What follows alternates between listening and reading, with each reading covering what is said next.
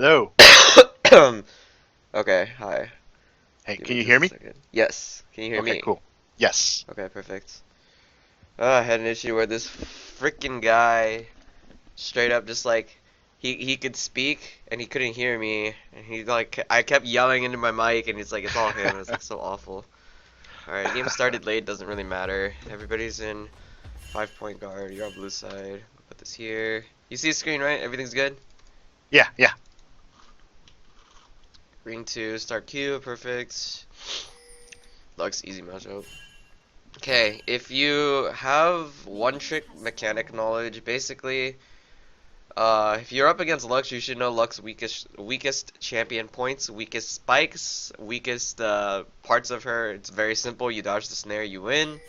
So as Annie, you should have an advantage if you know about your champion well enough. For example, I play Swain. I know what champions beat the shit out of Swain in the early game because I play enough Swain to understand which ones make me the most frustrated. So if you have a hard time as Lux playing against an Annie, then picking Annie is the correct choice. Don't use your auto Actually, attacks to last hit though. Use your Q. It's a lot smoother animation wise, and at the same time procs up like one of four stacks for your passive. And then what you can do is as soon as you have your passive up, what is that? All right. But if you have your passive up, you just walk up and you scare her, and you don't even have to fire any stuns or anything. You just scare her. yeah, Arcane yeah. Comet is fine. I would say that it's a jump between Airy and Arcane Comet. Arcane Comet would make more sense if you land the stun and it bursts with Comet, but Airy is if you're poking. But Poke Eddie takes up too much mana. Let's see. I know you need Ultimate Hat, I'm sure. That's way too good. Yeah. So the runes are Arcane Comet. I can't check that here, right? No, I can't. Okay.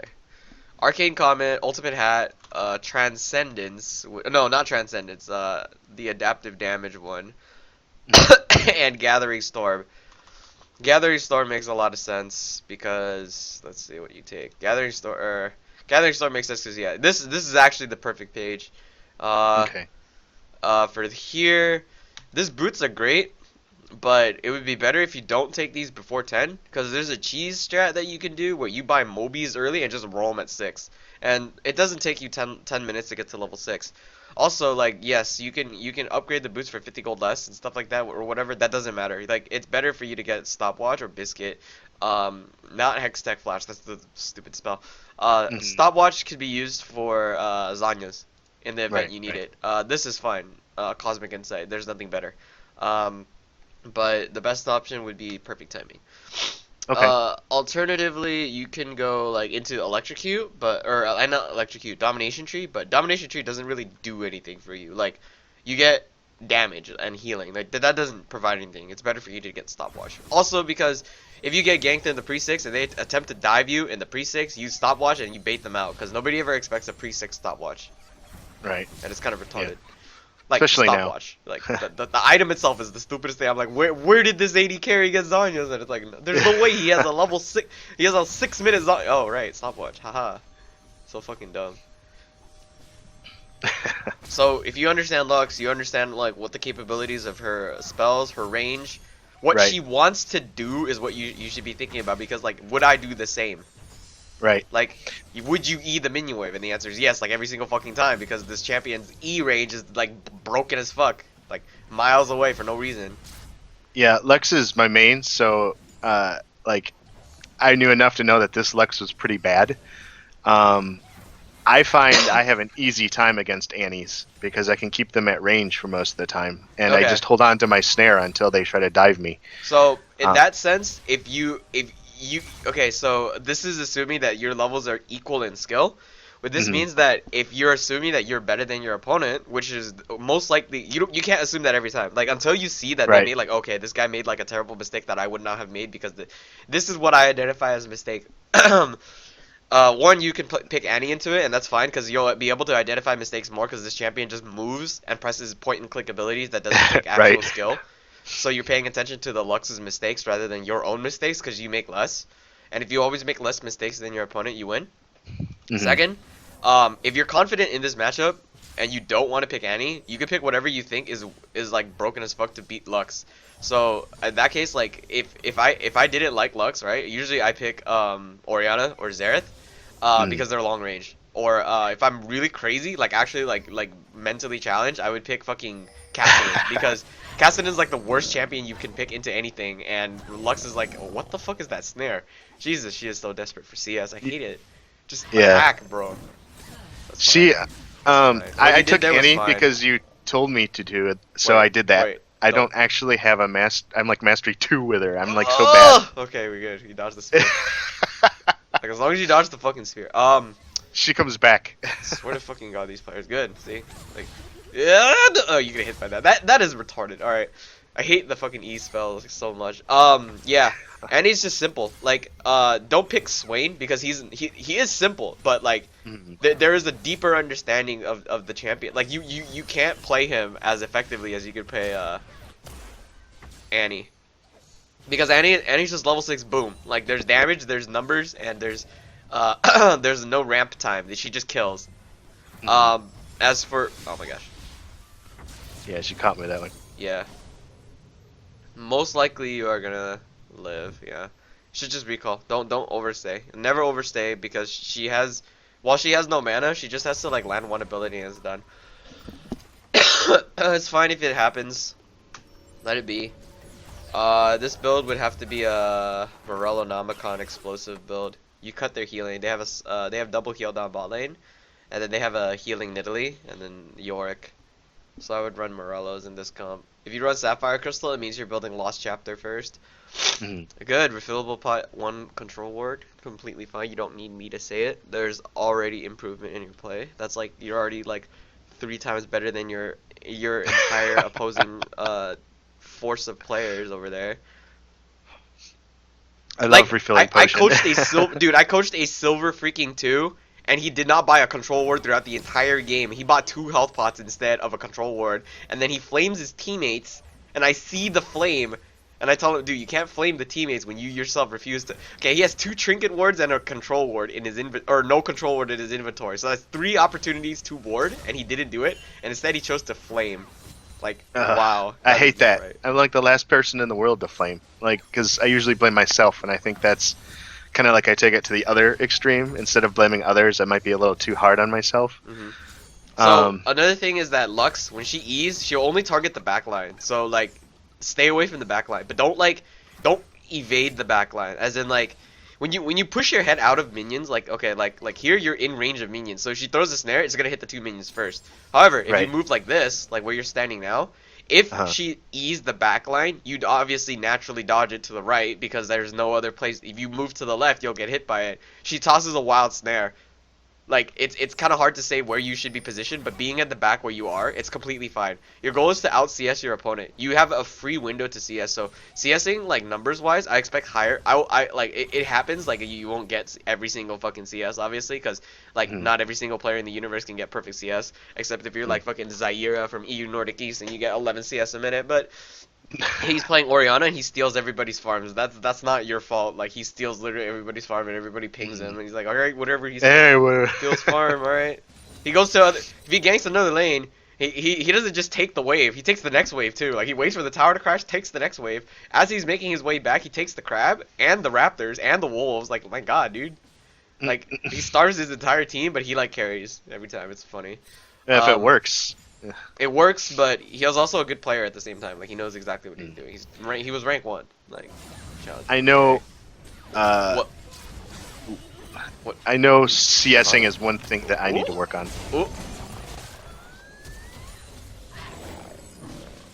Okay, so the first thing is when she launches the laser, natural response is just move to the left. Don't flash forward. Don't ever try to flash. Fuck. I got caught there. Here, I think that's the one that they kill me. Yeah. Wait. She's crazy. Just cue her. Ignite her. Yeah. Oh, okay, you hit her with something. That's fine. You hit her with something. I don't know what you hit. Oh, bear. Alright. Super Galaxy Timbers. Good shit. Wait, is that a mech? It's fucking diva. It's some diva shit right there. Oh my god. Timbers should be able to int any moment now. Timbers die already. You get Lost Chapter, right? Yeah. Keep the control word. Just buy items. Here, I would purchase boots. And the only reason I say you could purchase boots is one, because it helps you evade shit. Two, don't forget that your magic resist is significantly lower than it should be due to the changes recently made from the runes. So your magic, depending on people's like playstyle, like in this team comp, you would take plus 12 or plus 8 magic resist or plus 4 magic resist, but whatever number you took really does matter, because back then, like, you would run, like, let's say 10% scaling cooldown reduction or something. Like, it changes, the outcome changes, like, the early game. Ow, fuck my finger. Just keeps queuing minions. Yeah, your CS will always be better than your opponent's because you get a free window of it. However, people who push you, like this champion, like you struggle with. It's natural to like not CS. Always aim for higher gold counts. I need to make a fucking video about why CS is important. Okay. Yeah. I can't one of these tell. time. But like I think what you just activated was your E. Like I can't tell because of the particle, but like I'm pretty sure that was your E. Like you have a big bubble around you. Just pop your E. It's if I'm not mistaken, it does in fact give you MR, right? No, you just get damage reduction. Yeah. Yeah. So it's still some flash. Time it. You don't have pings enabled, or I don't have pings. That's fine. Leave it. No. It's gonna. Yeah. They'll do this because whatchamacallit, you have to check the map for this, but okay, there's literally right here. Save. So the thread is that because you haven't you have 2 wards and a control ward. This is like you have the wards, you just haven't placed them. Obviously, you're shoved in tower. You haven't had the opportunity to place them. But if you're chasing, don't over chase like that. Like you either kill her or you don't. If she flashes, you stop immediately because you can't chase any further because you don't have gap closers. If that's the case, stop, reestablish control of your lane, shove it all the way, then ward here, and a control ward here. This way you can see if you're gonna get ganked the next time you do something like that. Because the next time you do something like that, your ult comes up before her flash comes up. If you catch her with it again, she dies because she has no flash. Okay. Make sense? Like that's how it works. It's the same thing with Lux. You can replicate everything I tell you with Lux. Simple. Right. You snare them, you E them, you snare them, you auto them, you E them, you auto them, or you snare them, you ult them, you E them, you auto them. Because the ult procs the passive, so you blow the crap out of them, and if they don't die and they flashed, then you just ward up, wait for it, do it again, and they die because they don't have flash next time. Wait, she's buying. Yeah, she starts. I think her first item ends up being a Lich Bane. Seriously, she's that. She was a bad Lux. I don't.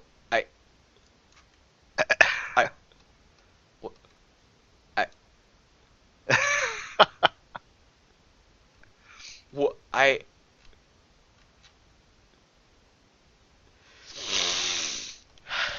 can't inhale as deeply because I'm sick, so I'm just gonna leave it. Like I think I just got sick off of that play. Like, man, I got a cold, man. Play Annie, heat me up. Jesus Christ! Oh my God, Rush Lichbane. Never seen that before. All right. Yeah, there's a first for everything. Welcome to my elo. Okay, so it's 10 minutes, so you get free boots. So you move faster, so this will enable you to dodge skill shots more. However, you can obviously buy boots yourself sooner. Like, you buy boots, and you can, if you think you can get ahead, just buy Mobies. Like let's say you got a kill or 2 or 3 in your lane, and you're gonna hit 6 sooner than your opponent hits 6. Get Mobi boots. As cheesy as it is, and as weak as the stats will provide, because it just gives you 5 move speed. The point isn't the damage, it's the move speed. You roam down to bot lane way too quick. You die. That's the one where she gets me. Yeah. There you go. Looks like she hit you with that Sheen proc though. Oh man. Jesus. Wah. I hate Nidalee. Like, not the sense that her spears do that much damage. Okay, this is fucking retarded. I hate that. It's not that her spears do a fuck ton of damage, but the fact that she has like. Okay, first of all, that is. Come on, dude, dodge. This is the wrong elo. Jesus Christ. I see what you mean by this. Don't let the scores fool you. Like, honest to God. Now the note is that like your numbers wise, it is very low, and that is very bad because like if you doubled your numbers, like say you had 90 CS per minute, which is not, or 99 CS per minute, it's not impossible. It is achievable. Just take your time to practice the CS timings. What high CS counts means for you is aside from the fact that you're able to time you're CSing very well, you're also able to lane confidently or consistently against your opponents.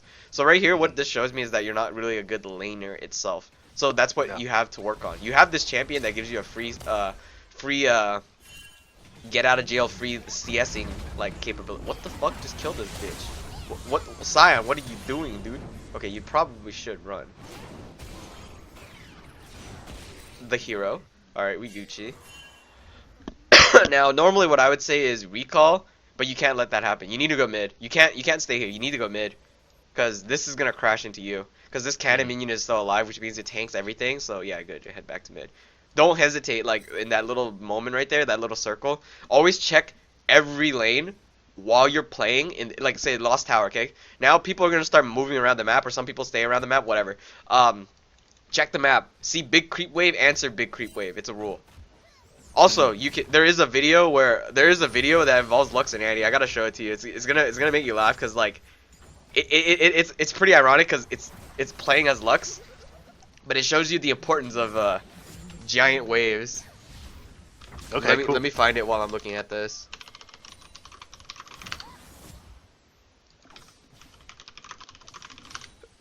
Oh my gosh.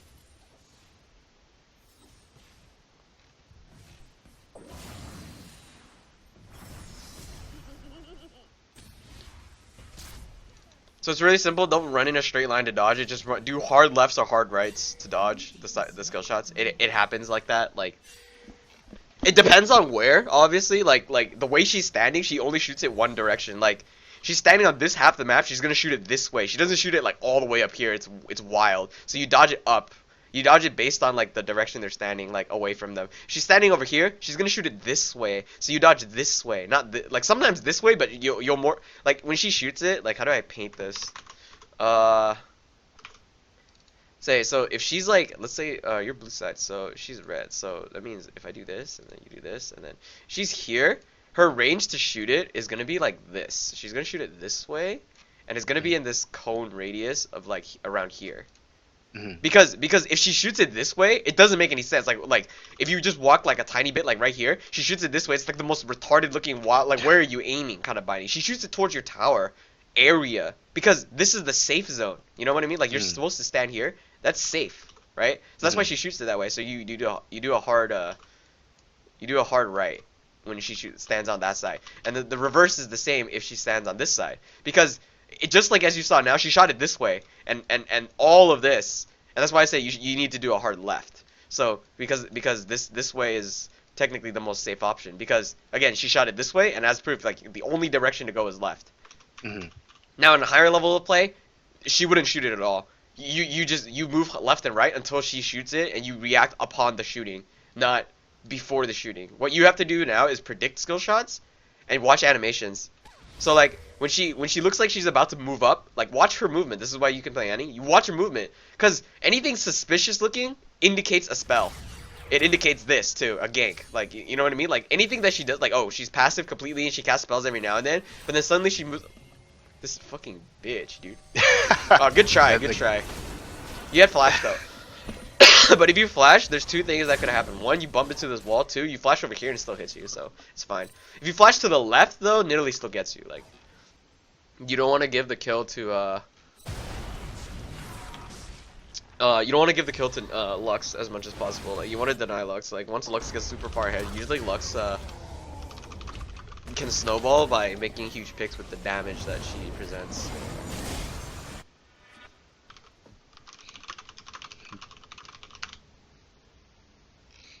Yeah, this game seesaws back and forth so much in it. Clown we start Fiesta, just like the way I love him.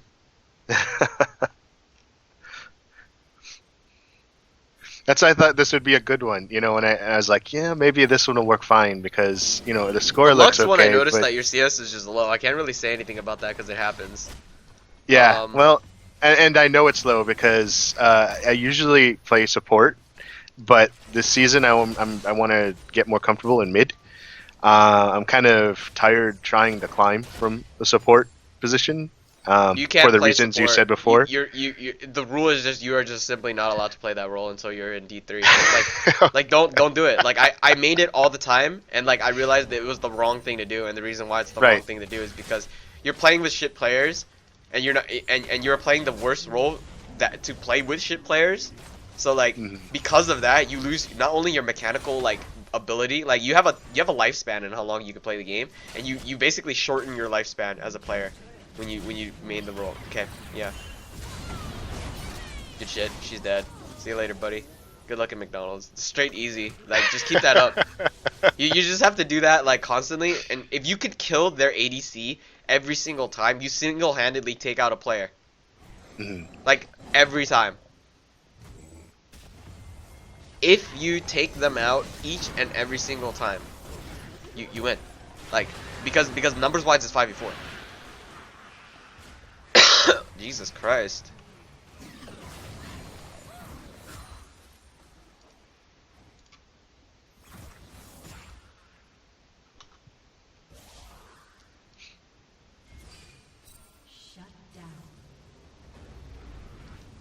Alright, in short, basically what happens is when a side lane is built up on the side, like let's say there's a massive top wave, somebody's always gonna answer it. That's the thing. You never want to let side waves crash. Like if you think a wave is big enough to come crashing into you, if you think you can answer it and not be caught, answer it and run. And like if there's a big fucking wave coming, like let's say that there's no people here, someone comes here, Lux could just make a pick off of you. So you can do that with Annie. You set up a wave, then hide, then wait for somebody to answer it, then like just jump on them and pick them off, and then take Baron. Splat. Yeah, you do that a lot, and it's very simple.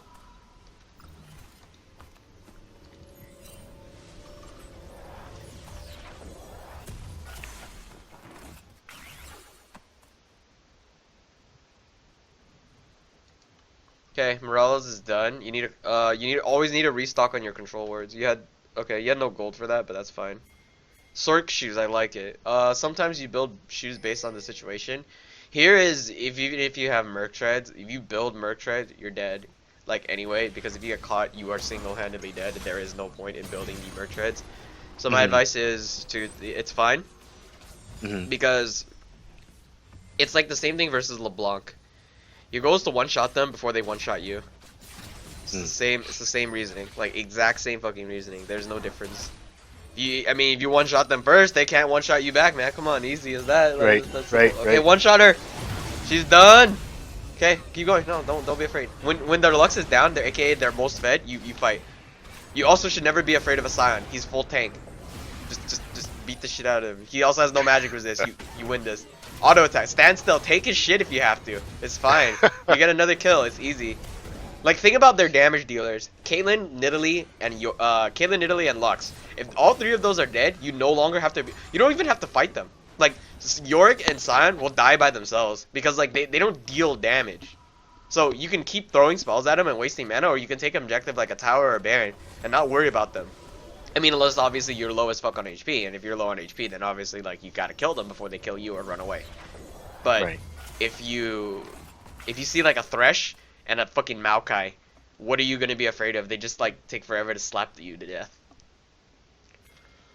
A lot of those guys are building AP lately too, though. Like, for oh no, you said Maokai. I thought you said Malphite. Oh, right. Maokai, Yeah. Like they'll build AP, but like they'll be more fragile. Like Roa at best, maybe a Banshee's Veil, but it's like full tank Maokai is too good. I mean, I went AP Maokai mid. That shit's funny. It's just like you snare them and then saplings kill them all and blah blah blah. Old days.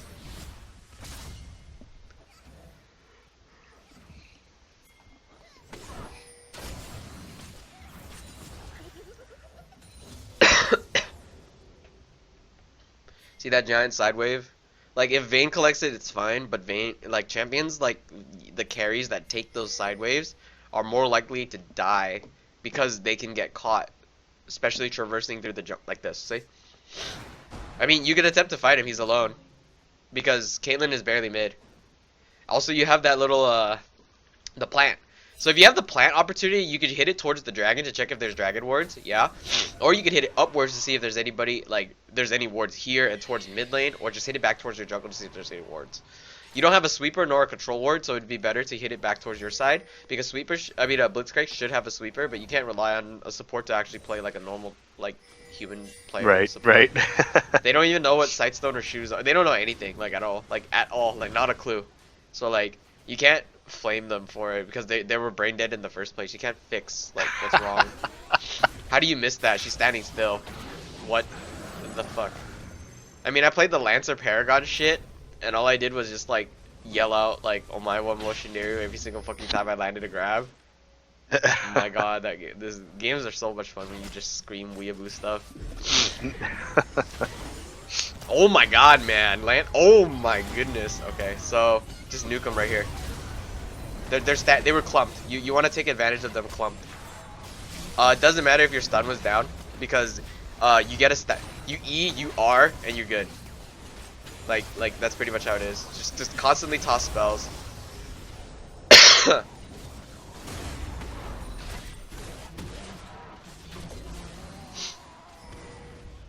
Okay, it's good that you held your flash because it didn't look like he was gonna get to you, but don't always hold your flash. I see that you sometimes hold your flash when you're about to die and there is a potential chance of escape. Like there was one instance earlier, but I know that holding flash there was better because there's nothing that you could do about it. This game seems to cut off after like a certain time. That's weird. Cut off? Yeah, like there's objectives here and stuff, but it's empty as fuck here. Like something's wrong. I'm not sure what it is. I'll figure it out. You're not a low econ mage, by the way. So if you play like this, where you're not able to soak side lanes, then your laning phase is 100% more important. Like twice as important, because you're not farming outside of the laning phase. Obviously, because you have Vayne and Tristana. I mean, you have Vayne and Tryndamere. These champions like soak farm too, but they soak farm in their own ways, and their CS isn't even that good. Like God, this Elo, I already know how bad the CS is. Like they CS like I don't know how like 3 CS a minute could be possible, because like you just take 3 and then like leave the entire wave to die, then the next wave comes and then you just leave the entire wave to die, and I'm just like, huh. That's Yeah, actually 3 CS a minute. Like I always try to fight for every single CS I got. That's another thing too. Like it's very difficult for me to see where you could fight your opponent for CS because she's so long range. So like you don't have to punish or contest your opponent for CS every single time. Like for Lux, you have to control your mana, but obviously she's one of the best like for abusing. Basically, if they try to CS, you hit them with an E or an auto or a Q and try to bind them. Like you try to make a pick and whatnot. So it's pretty straightforward, like what you have to do. But champion like Annie, like you have to get kind of close to Lux, so you take more punishment from said champion. Yeah, when I was playing in lane with her, I just kept saying I'm doing my job if I don't feed her. Yes. As long as you know where she's gonna try to bind you, it's very straightforward where she's gonna try to bind you.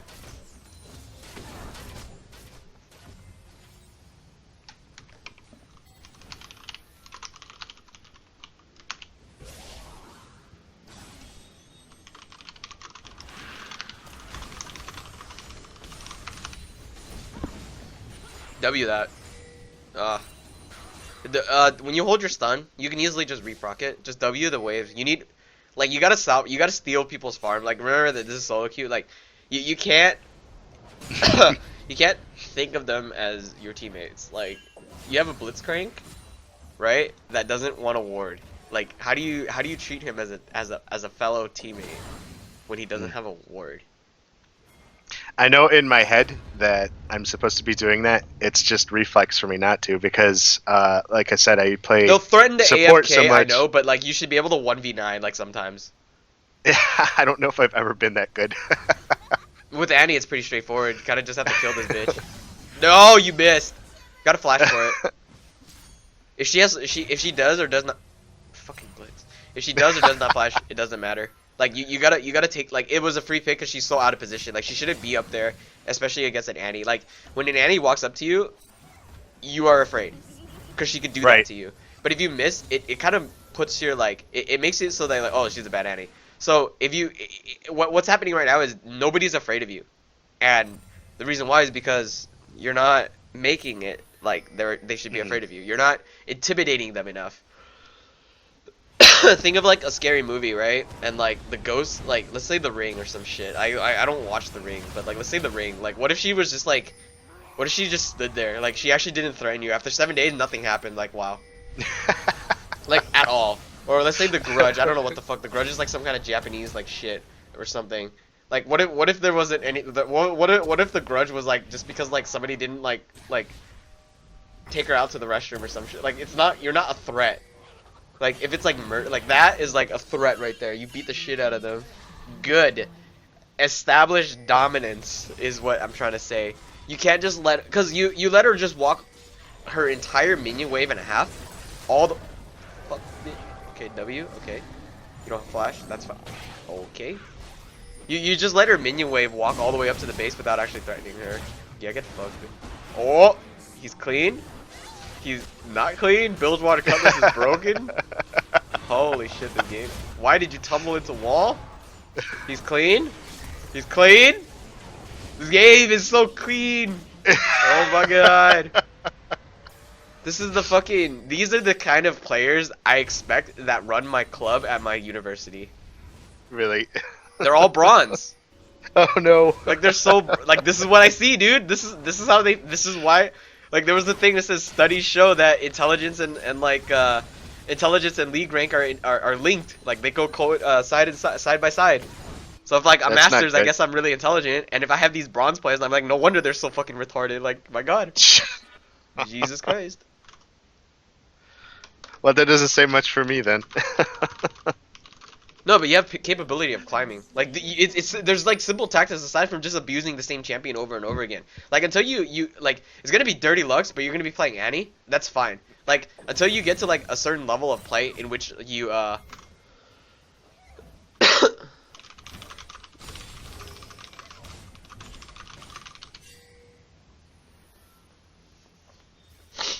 sometimes you're gonna like get to a certain point in Elo which you can't climb, not because of the champion that you're playing, but because of your decision making. So right here, I'm just seeing like if you can master the champion, and yes you do. Like it's just simple CSing mechanics that are absolutely imperative to the game.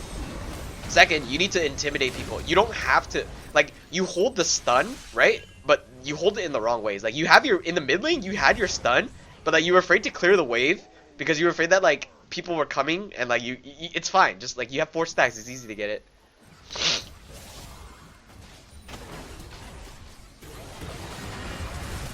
Okay, keep an eye on your stacks. You just turn on your E. You now have 4 stacks.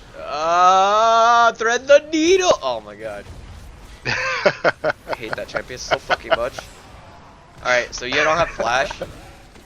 Now, in theory, another thing you can do is Ionian boots, and the only reason why Ionian boots are so good is because you reduce the cooldown of your flash, so you flash more. Nice, kill that bitch.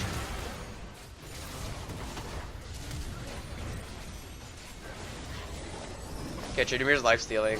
I'm just saying, like, why is he doing walls again? Oh, W. Good job.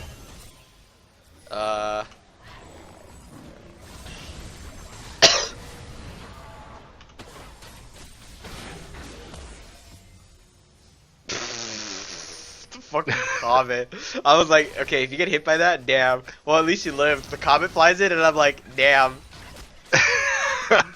Holy shit. At that point, like, you have to move side by side a lot, and the only reason why is because like skill shots and stuff. The second thing you can do, not third, you can just recall and then answer minion waves. Or third, you just go and hide in a bush until you can make a pick and then look for a play. So the same thing as the first one, but except you're doing it in a bush. Yeah, we're starting to lose now, but like there's a couple times where I hide in that little crook. Here, it worked twice. And I waited for someone to walk by, and then I just dropped Tibbers or combo on him. Yeah. Yeah. The same thing as Lux. Like these champions aren't different in any way except for the fact that their ability to land skill shots is more consistent. Like Lux deletes a person out of the fog of war. Annie does the exact same thing. Lux is long range, so is Annie's Q. Like, there's no difference between these champions. Lux has a shield, so does Annie. I mean, it's not the same kind of shield, but you could. I mean, the shield. Easy, super easy, nice. Incredible Lux player, man. Misses the binding, lands it on the minions. Alright, congratulations. Oh, big tip. 2 things. When you upgrade your trinket, choose blue or red, doesn't matter. Both of them are fine. It depends on how you play. So if you're looking to make picks in this level of game, you could look to make picks. If you are choosing to make picks, take the red one so you can sweep it so that you know that there's no fucking ward in that bush. If not, just take the blue one so you can look for long range. Kill them. Good, good, good. Hit closest targets. Don't focus everything like. Don't tunnel into the Nidalee like that. She was dead. There's 3 people on her. You don't need to be a 4th person on her when the Scion is to the right. He is also known as like a disruptor. Like his ultimate and his Q knockup can stop your team from advancing, which allows Nidalee even a quarter second to escape. Like let's say Nidalee gets to a wall, she could just hit the plant and get away scot-free and push other people away. So like champions like disrupt, like another disruptor is also known, like tanks are usually disruptors too. Maokai, like they tend to stop your path. So just focus whoever's close to you. And build Magic Pen too. Don't just build raw AP like the Death Cap. You can build Liandry's Torment because you're up against like a tank or something like Scion and Yorick. Or you can build Void Staff if you want raw, like more raw damage. Because of the changes to Magic Resist, Magic Pen is more powerful. Liandry's and Cirque Shoes will basically make it so you're basically dealing true damage to your opponent.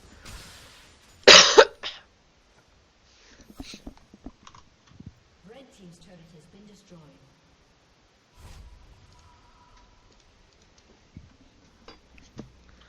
I tend to, if I end up playing Lux on support, because I have to build something on the cheap, I usually buy a lot of armor pen, or magic pen stuff. Yes. For like the Leandres, the boots, so on and so forth. Oh, void staff. Yeah. So like, see, Nice. that's one of the places I was hiding. Oh, right so there. this is okay. So if that's the case, like, yeah, that's fine. But notice that you gotta notice the bush behind you. You don't know if that's warded or not. You need to get a control ward. And I noticed that like the lack of control wards is coming in. Just sell your refillable pot at this point. For control, as long as that slot is occupied by a control ward, it's fine. Okay. You follow? Like, Yeah. because it's occupied by a control ward, it allows you to make more picks like that. Like, think about this exact thing that you were doing just now, but like to the next level that is more game changing. First of all, you just took out their jungler. What does that mean? Well, for now it means that they can't secure this. If this was up, they can't secure it. Doesn't mean they can't do Baron. It just that means they can't secure it. Like you know, they have a smiter. No smiter means nothing. Like you Right. know, like you have a smiter, they don't. Like, well, you have a get out of jail free button if your fucking jungler knows how to press on her command. Right. Press D. Their jungler has Yes. no F. Like It's that's what I mean. way more dangerous to do it without it. Yes. So taking out certain players, right, gives you that opportunity. Hence why if you let a creep, okay, so you notice that like, okay, this is the guy's fucking reported. Like, okay, so let's say this creep wave was like 6 more creeps, okay? If this creep wave was 6 more creeps, like, somebody's gonna have to go answer it. If it's a jungler and you manage to make a pick, you fucking fuck them up, right? You fuck them up, and guess what happens? Let's say it's their jungler, Baron. Let's say it's their top laner. Okay, you take Dragon, not Baron. This is huge right here, by the way. If your team secures it. You kill their top laner because no teleport threat. Let's say it's their mid laner, no pick threat. Like every single player you kill except for even support at late game is huge too.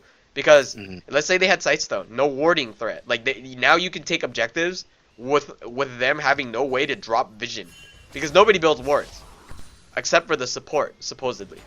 So if you think about it like that, like every single player has like no AD carry means team fights are basically won via damage. Holy fuck, this is. I can't believe that you can get away with this shit. I know. Oh my god. Again, control ward right here, so you know that it's 100% guaranteed no vision. Also, you have yellow trinket, so like ward over the wall or something so that you see that shit. Yeah, like over the wall. Like, it's good that you're looking for these opportunities, and as cheesy as it sounds, it doesn't fucking matter if it's cheesy or not. Right. If it gets you a kill, it gets you a kill. It's not about getting the kill. It's about what you do with the kill afterwards that I see. Right. And right there, Right. you didn't get a kill. So now what I see is that, like, what are you going to do now? So you're just dancing mid. This is ineffective. Unless you have to make it the next pick. You need to stack your passive. Your Q gives you free mana every single time you Q. If you kill with it, right? Yes, if you kill something with it. Kill creeps. Yeah. Ah! Kill him! Okay, don't run back into it. Okay, don't chase him down. Alright, this is it. The moment of truth. Your ultimate is up. Your flash is up. Oh my god! Go!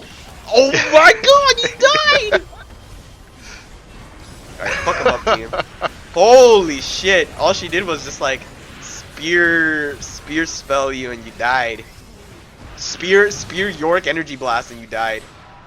Run, Blitzcrank. Run, Lancer Paragon. Oh, it's actually not Lancer Paragon. What the fuck? You guys can't even chase the trigger. I mean the Caitlyn. Just spin. Oh my god, how do you fall for that? Spin. Oh my god, your damage. Oh my god, the damage. Stop chasing. Just kill the minion wave and go back. Oh my god. Okay, another thing that you need to know is that people. Okay, can players push without a minion wave? And the answer is no. Like unless you're like Scion, but like you can't kill if there's no minion. Yeah, normally not. Yeah. So if you have the chance, just kill the minion wave. Like actually kill the minion wave. See, this is how close we were to losing. And I think they get down there one more time too. I noticed that like you're like it's still not you're still not buying control words. Like you have great items and all that. Just sell your ring for a control word. And if you can't buy a control word because like the whole point is to deny vision so that you can look to make picks. See, this is or I'll explain what you're doing down here in bot lane in just a second. But the whole point is to make picks, and if you make picks, you take objectives. Notice that Baron's coming up. This wave needs to ramp, so Shyvana's like setting that up. So now this wave cannot be contested, so somebody's gonna have to be answering bot lane, and it's most likely going to be Yorick. What you're doing is you're answering the wave because somebody pushed the wave in the first place. So you do that same tactic on the other side by pushing the wave. So Shyvana did that as an. When you answer, you create threat. Kill this bitch. Nice. So when you answer a wave, you create threat because the wave will jump back. It's like tennis. He hits the ball over, now you hit it back. You get it? So right. If that's the case, then you just hit it back. Now look, somebody 99.999% will answer, and I am not wrong with this. Then somebody pings Baron, easiest call in the world. Enemy pings Baron. Oh shit, they're on Baron. Okay. This is normal. Nobody's answering bot lane. Why is it important for them to answer bot lane? Because this tower is gonna take damage. Backdoor threat, split. Tryndamere. You see the difference? Like Tryndamere can threaten him. Tryndamere should be bottom. That's the correct play. That's fine. Do not drop tippers on the tank. Ah! Okay, never mind. You didn't dodge it. It's fine. Keep going. Keep going. You got one kill. AD down. No threat. Stop. Stop. Just stop completely. As Filthy Frank says, this has to stop. She's vein spotting. If she kills him, that's fine. Baron. If she kills him, it's fine. It's Baron. Just take the fucking Baron. Now look at this. As Gordon Ramsay would say. Now look at this. Like, the reason this is important is now because if you had Tryndamere here the entire time and he wasn't actually with your team, he goes all the way up to here, 100%. Yeah. But he's not there, so yeah, whatever. So you take this for free. Don't even have to worry about anything.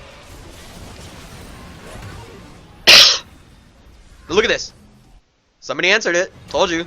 Like every time. No, I'm never wrong with that. Like it's super obvious. Like it's the most easy thing to see. They will always, yeah, oh, now he's teleporting. Wrong choice. Should have recalled first with Baron powered recall, then teleporting. He's sitting on like 2k gold. This is like terrible. He should be buying a Guardian Angel and running it the fuck down. He cannot be running it the fuck. He's running it the fuck down, but he's running it the fuck down wrong. It happened to work out, but why did he? Ah, my god! He did not have to activate his Undying Rage. Now he just has to recall.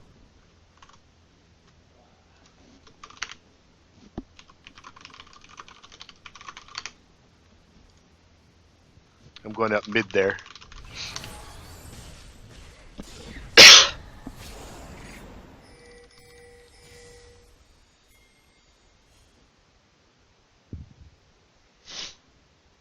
With Scion's in our like, base. Scion has some kind of like fucking sexual fetish with like fucking your inhibitor.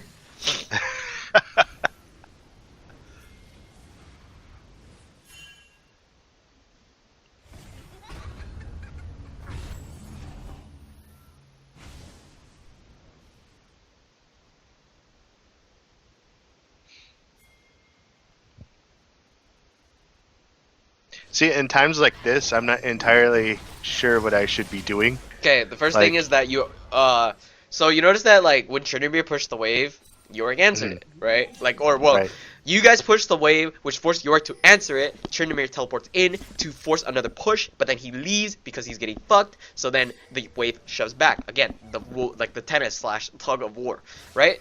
So, with that being said, look at your side lanes. Make sure they're always pushing. So you already went bot naturally. Holy shit, I am actually sick. Look, like right here, Notice that this wave just got pushed back. You gotta answer it. You can't just let it crash here. And the reason you can't let it crash here is because besides the fact that I told you earlier, there's a massive wave here. Like it's gonna be at tower damage. Tower damage is the entirety of it. It's also a fuck ton of golden EXP. Like there's so much golden EXP that you would lose out of this.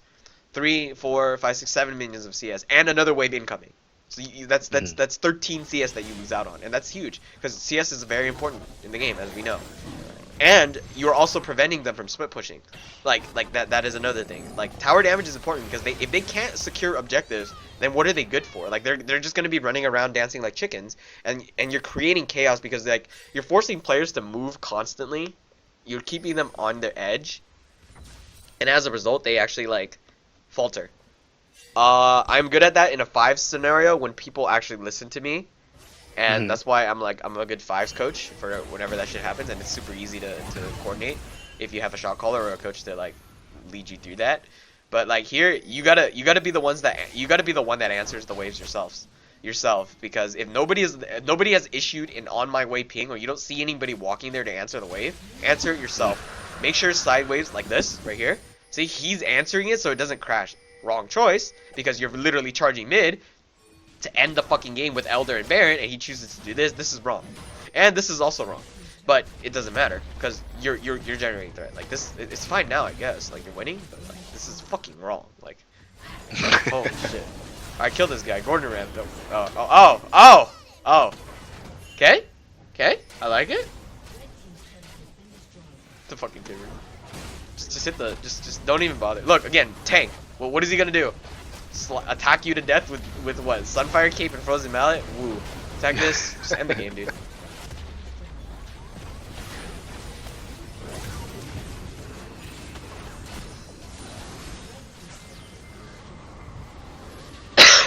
Okay, Christ Almighty, first of all. Second, let's move on to the real meat of the fucking replay. So you don't have a problem with picking people, like you don't have a problem with anti-mechanics. I've never seen someone like fail anti-mechanics. The only thing is like it's not, you don't play the champion very much, as I can tell. Like throughout the years, like you don't like have very much games on anti. It's fine. It's not. You see how easy it is to pick up the fucking champion your first time and do fine on her. Like absolutely. Yeah, right. It's completely normal. I wouldn't do this. If you build this and this, I wouldn't do that, by the way, if you're supporting. I'm actually serious. If you're playing mid, it's a different story, but this doesn't work out very well. Trust me. Which part? The Athenes? Yep. Yeah, You can't build Athenes on her. Instead, I would build Locket, and you already have Redemption. I would build Locket, and I would Watchers is fine, because especially now in this meta. I would not take Exhaust. I would take Ignite almost every single time, unless I see it's a Yasuo, Zed, or Talon. If I see Yasuo, Zed, or Talon, it's instant Exhaust. If it's not Yasuo, Zed, or Talon, like anyone that's an assassin, basically, like Fiora maybe too, I would take Ignite, because you can easily kill these two with Ignite. With Kog'Maw too, it's fine. Second, if Kog'Maw takes Barrier, you take Heal. This is just quick advice. He took Heal, so you can't take anything else. 10, 20, 30, 40, 50, 60, you're going over. I mean, I know the Mastery grants it so that like any adaptive CDR gives you damage. What is damage gonna do for you? Your Lulu's support. What is damage gonna do for you? So instead, just keep it at 40. So 10, 20, 30, these three. Ionian for 40. Locket doesn't give CDRs. That's fine. Final items, easy route portal. That's usually what I go. Otherwise, take Merc Tries, Mikhail's if necessary. Morgana Binding, Stun. These two are super important. You can't break this. You can't break this either. But if you get hit by Morgana Binding, press a button and get out of jail free. Redemption plus Ardent plus Eye of the Watchers plus Mikhail's is 40%, plus Locket plus boots of mobility or Merc Treads. Your boots are itemized based on the situation alone. Straightforward. Let's turn off the screen, or not turn off the screen share. I'm going to just actually I'm gonna turn off the screen share because there's nothing else to share. Let's go over masteries one more time. What the fuck? Cancel. Again, your thing is fine.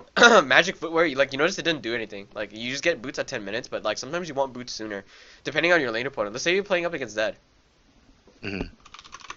Like, if you're playing against Zed, you gotta dodge shurikens. And the only time he ever throws shurikens at you is when you try to CS. Like, you stand still. Notice, when you stand still when you CS because you cast a spell, right?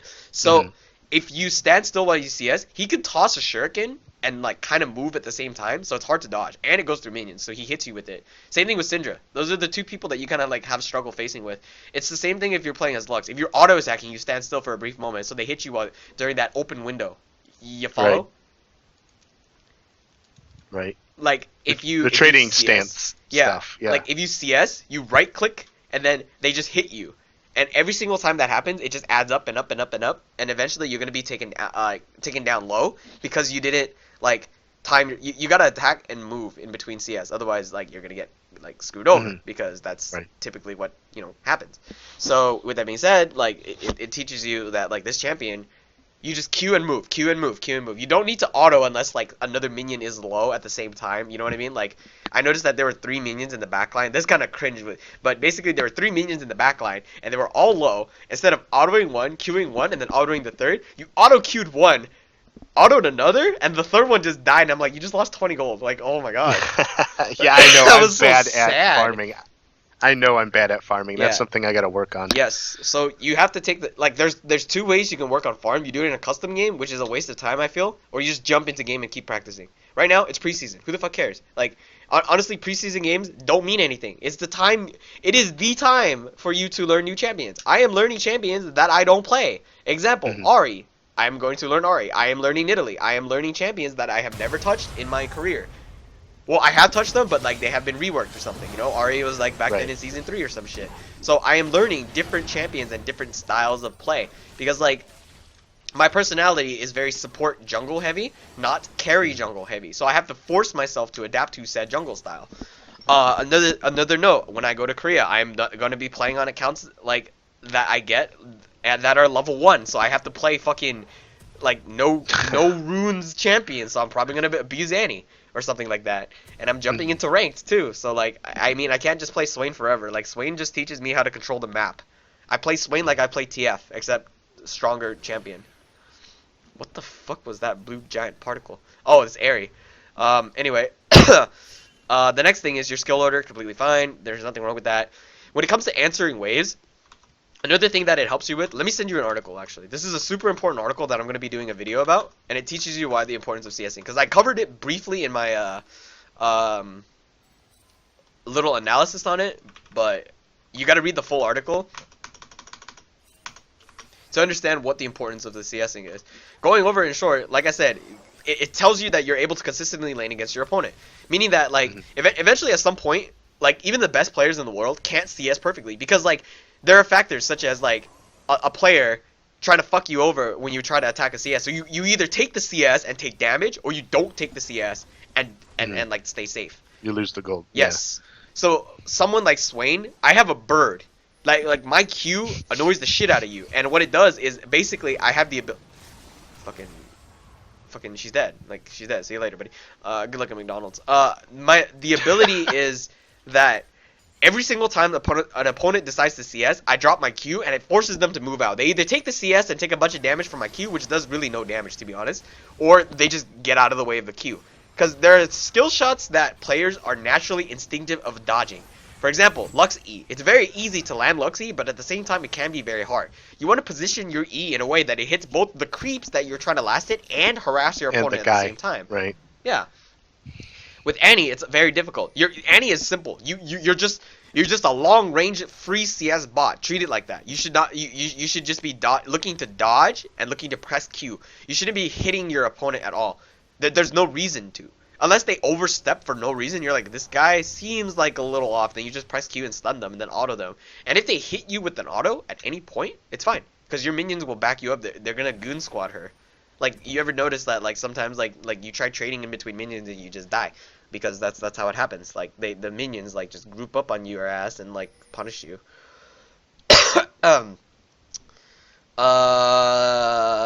What else can I say about this? Itemization-wise, you did buy a control ward, so you're already great. Like, that's completely normal. Like, that's, like, I commend you for purchasing a single control ward at minimum.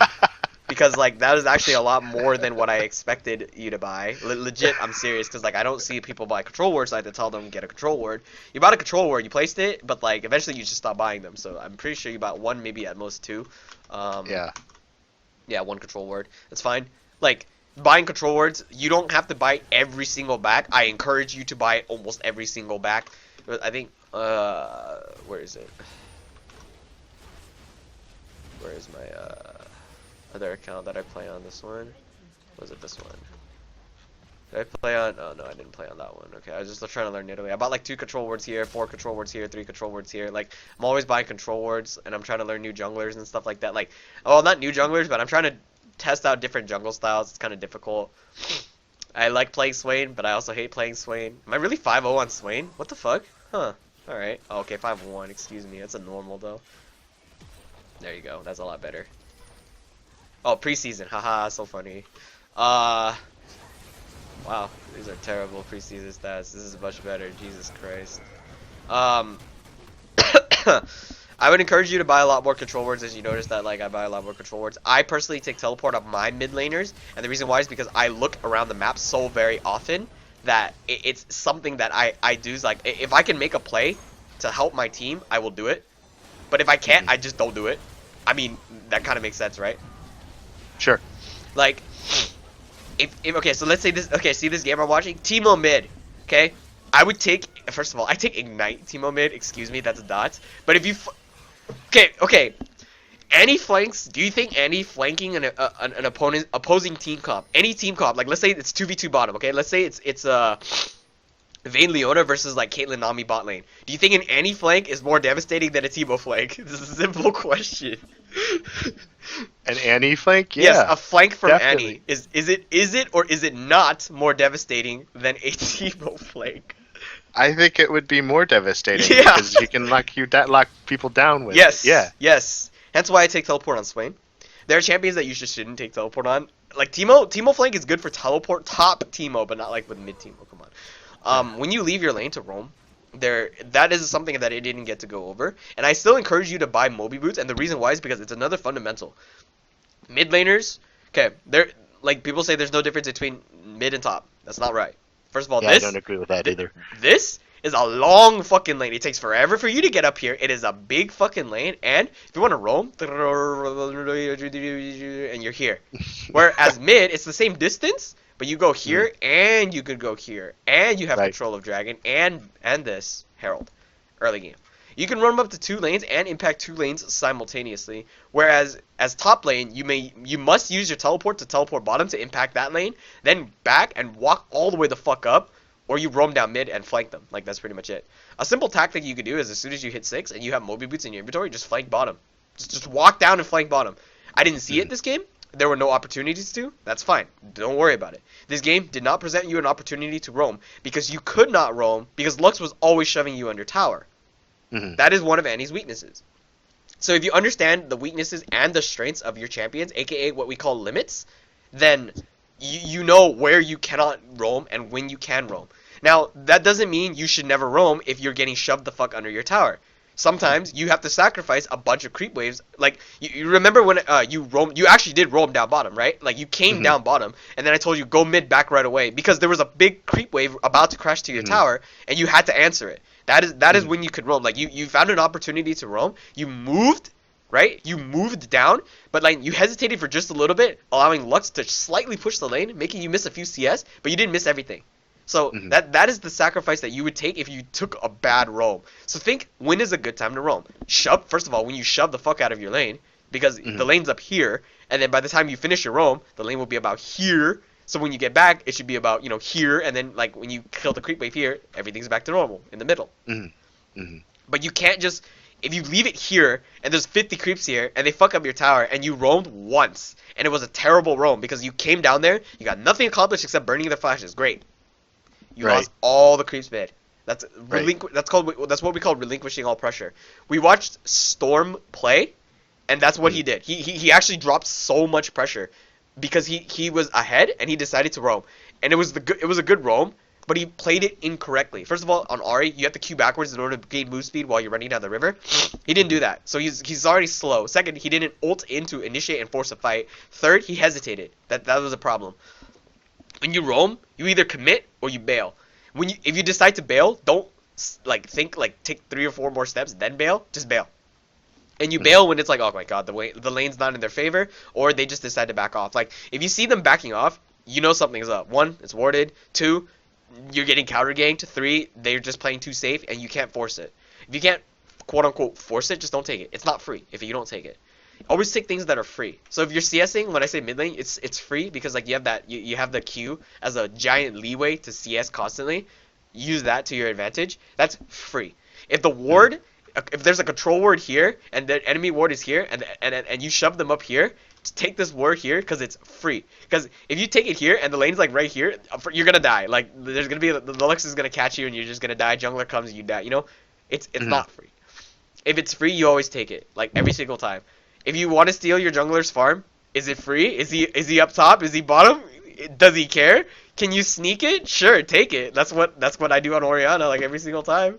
Like it's free, right? Like you gotta take it. Resource wise, I would not recommend you doing your jungle at all, or doing jungle at all on champions that you play. Lux and Yeah, Annie. I don't play jungle hardly ever. No, I mean don't take the jungle, as in like don't steal your Gotcha. jungler's farm, like because like the tactic is called dirty farming. Don't dirty farm Okay. because it's not gonna work for you.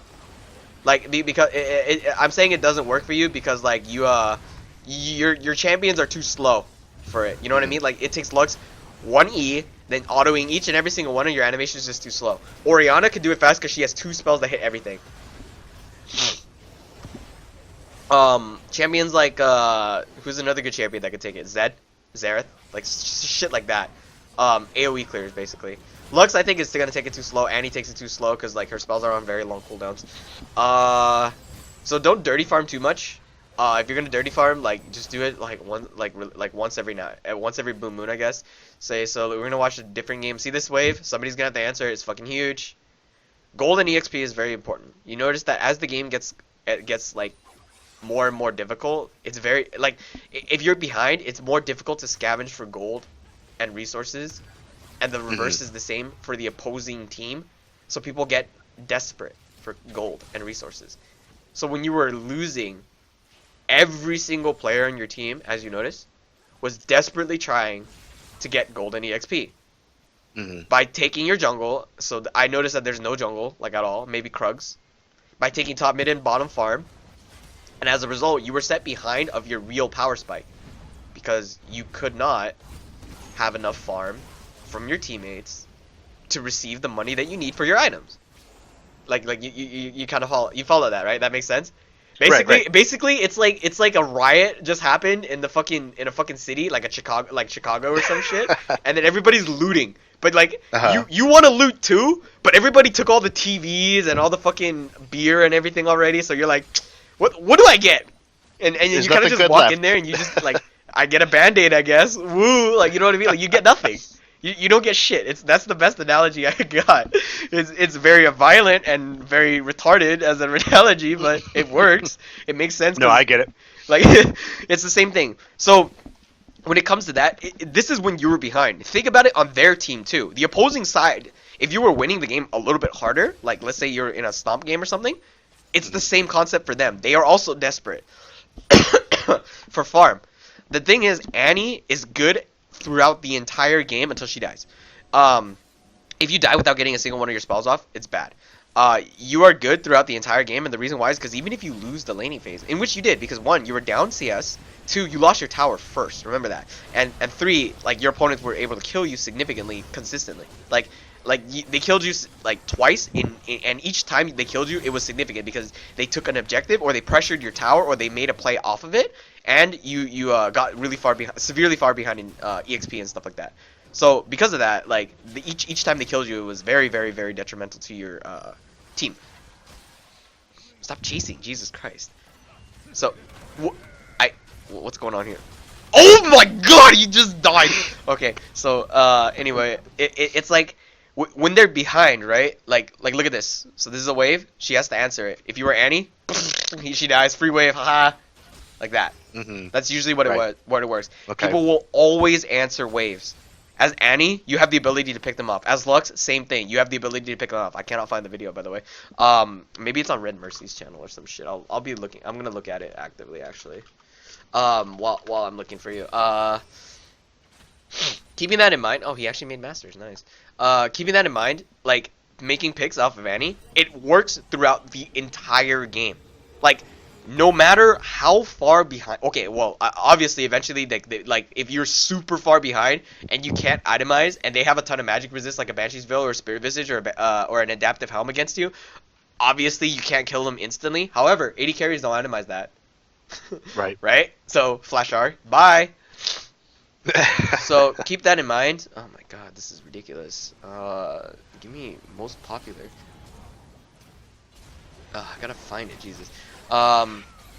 It's like when you take advantage of a player's mistake by making less mistakes. Once again, this is the same thing I said at the beginning. If you make less mistakes than your opponents, if you make 15 mistakes and they make 30, you come out on top.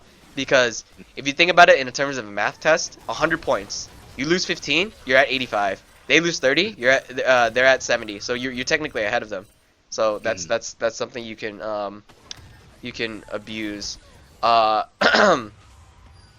Make sure you use your trinkets to your advantage.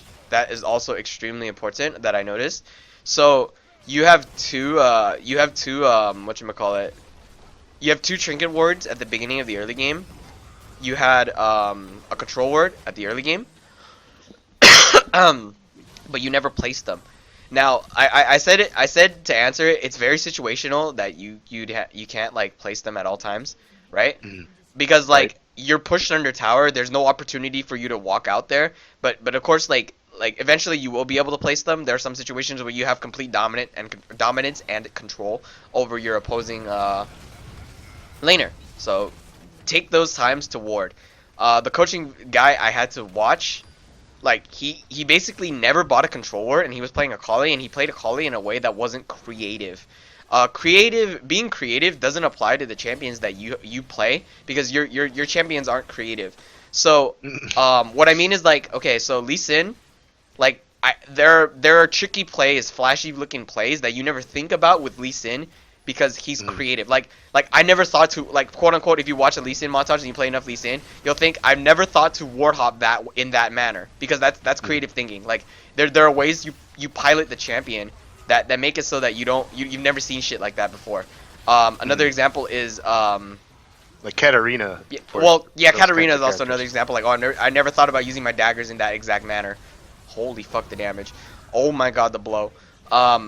Gangplank, I've never thought to shape my barrels in that exact manner. Or I never thought about using my ward hop as not only a gap closer, but a way to, like, you Q them, then you ward hop to get closer, then you kick them, then you Q them for maximum damage, instead of flash R-ing and Qing them again. So, like, there are ways to think about it. But what is Annie creativity? Wow, I never thought about R flashing this exact way. Like, no. Like, there's no creative thinking about Annie. So because you don't have to think so creatively, like you're like, think about dividing your brain into different attributes that contribute to learning the game. The landing skill shots is also one of them, and that's when you're playing Lux.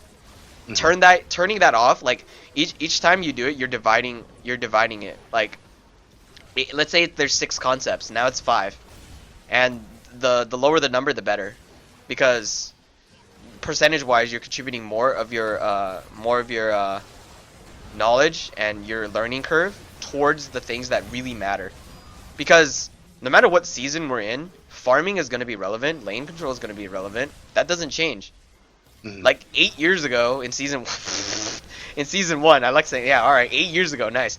8 years ago in season 1, farming and lane control is the exact same thing as it is now. There's no difference. Other than the fact that, like, creeps are stronger and there are millions more champions in the damn game. Make sense? Like, next year, I can talk to you about the exact same thing. Last year, I could talk to you about the exact same thing. It's the same concept. There's no difference. The only reason why, fundamentals, like as proof that you don't need mechanics in order to get to high elo, 1, Antibot, 2, me, like, I'm here in M, with Janna, Swain, Lulu, Karma, Morgana, like all these supports, lol 80% win. All these point and click champions, you notice.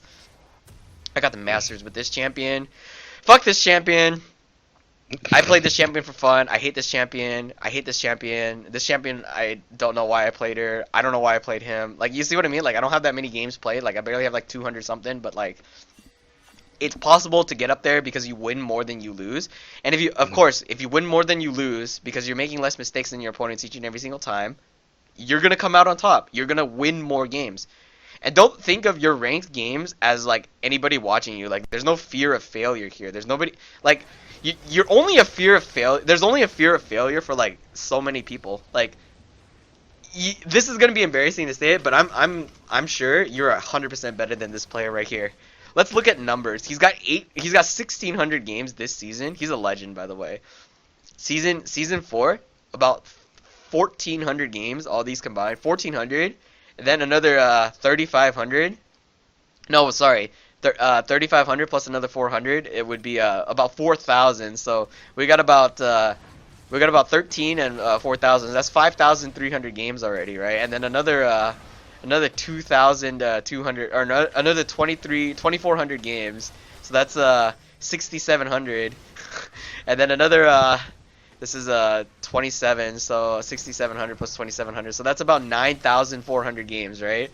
And then another about 70 or so. So about almost 10,000 games of Mundo, and yet he's silver bronze every single season because of, like, it's not the build obviously, but like he doesn't change his way of thinking. What I'm saying is, like, grinding games, people make fun of this, and the reason why is because he's just not. It's not because of the amount of games he's played, or the champion that he plays, but it's because of his stubborn attitude. He doesn't want to change, Right. because he doesn't feel like he needs to change to improve, and he's stuck in silver every single season. So like, what does that say? What I'm saying is, like, you shouldn't be worrying about those kind of stats. Like, there are people that will flame you for those stats, but who cares?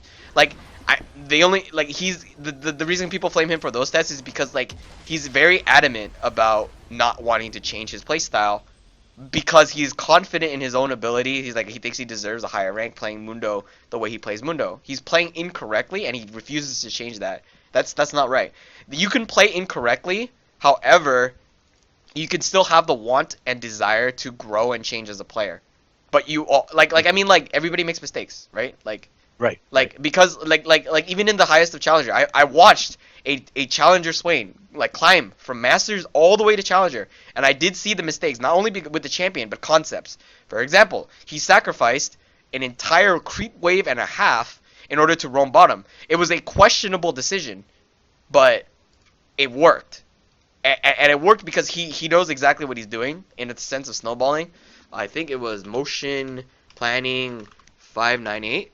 90% sure that's the name. If it's not, then I'm wrong. No, it was let's see, what's it? Motion Plan 598.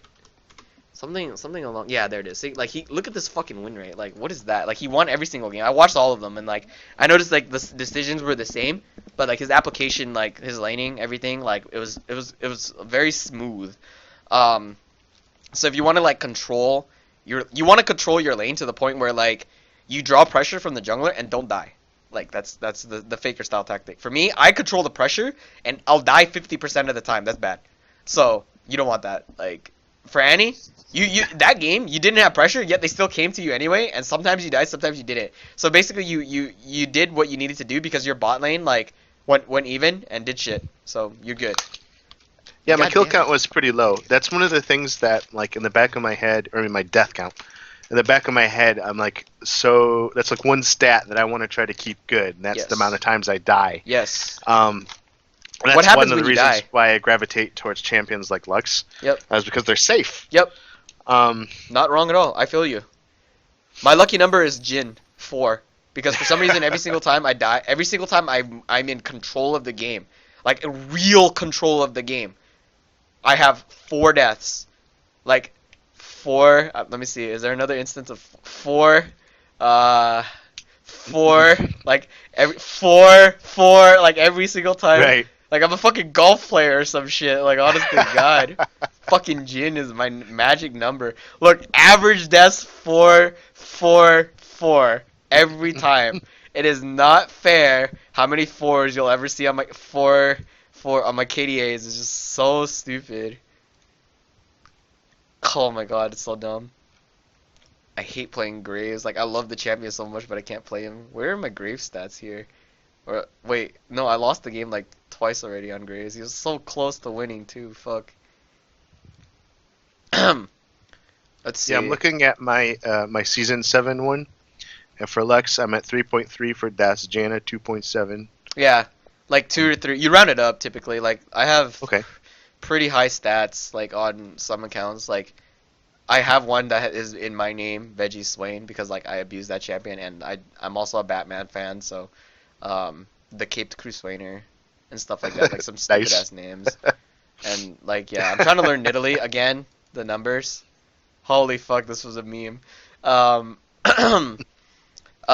Sheriff Buford is one of those players that doesn't like want to learn how to play, but like I see that you have like if you wouldn't be here in this coaching session if you didn't like have the desire to want to improve your play. You just don't know where it begins. And like Storm tells me that like he's coached you, but like his coaching would be ineffective because it's not about his rank, but it's because like his fundamentals are lacking in itself. But you know where he started, right? Like if you seen my Twitter, I posted on it. He started Silver 4. Holy fuck, he's insane. What the fuck? Hold up. We did this. Yeah, we did this the other day, I'm pretty sure. Yes, we did this. Like, we were live coaching him here, and then since then, 3, 6, 9, 12, Yeah, he's 13, kicking 14, ass. 15 and 3 since our coaching, 15 and 4 technically since our live coaching session. Holy shit, I've never seen that climb so quickly. What a fucking monster. Okay, so let's go monthly.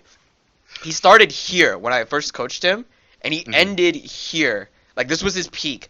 Then he's just started hovering in between the plat levels. So you know that if you... Okay, first of all, numbers.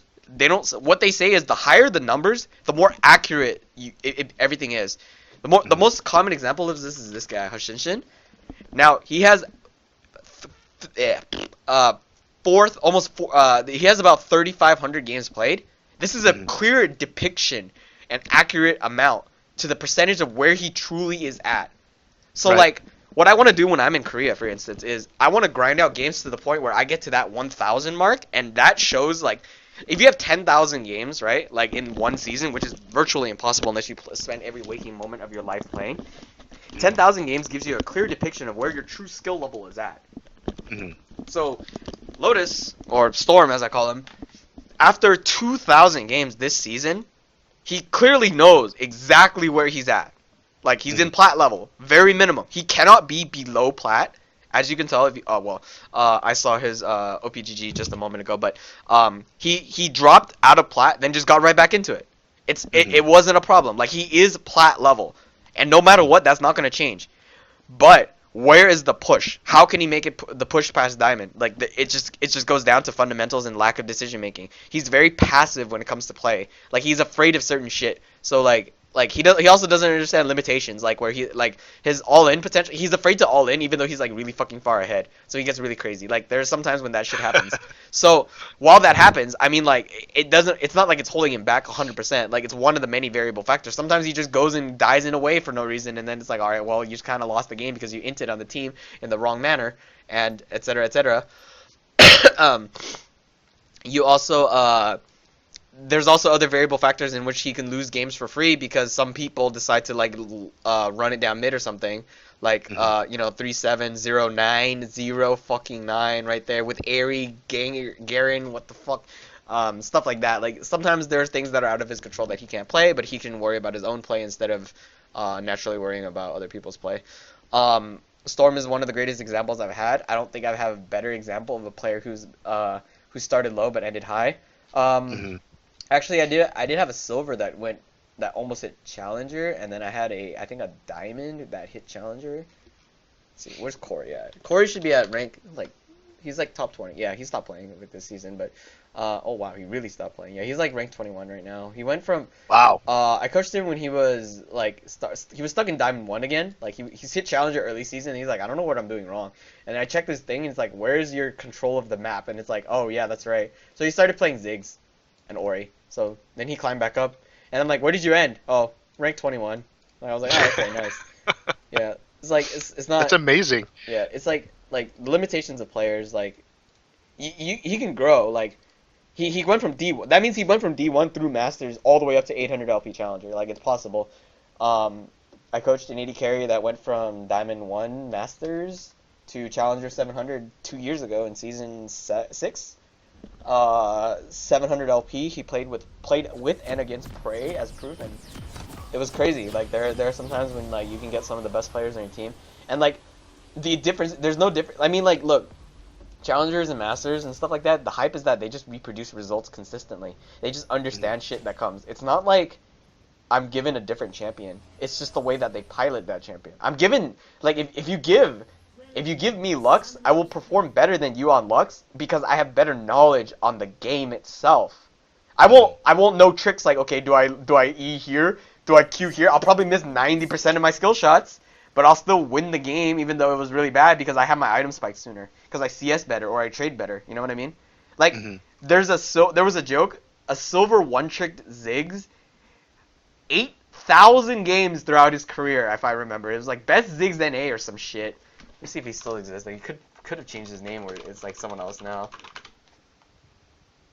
Yeah, silver still. Oh, okay, well this isn't the same guy, but like he played like thousands of games of Ziggs, and maybe it's like best Ziggs NA. Come on, where is it? I faced this guy, and it's like something like this. Like I don't remember. Maybe it had symbols on it, but best Ziggs NA, and basically like he had so many games, and he was just he knew how to play the champion. Like he threw bombs, like boom, and then he knew how to like Kobe Bryant bomb and all that crazy crazy shenanigans, right?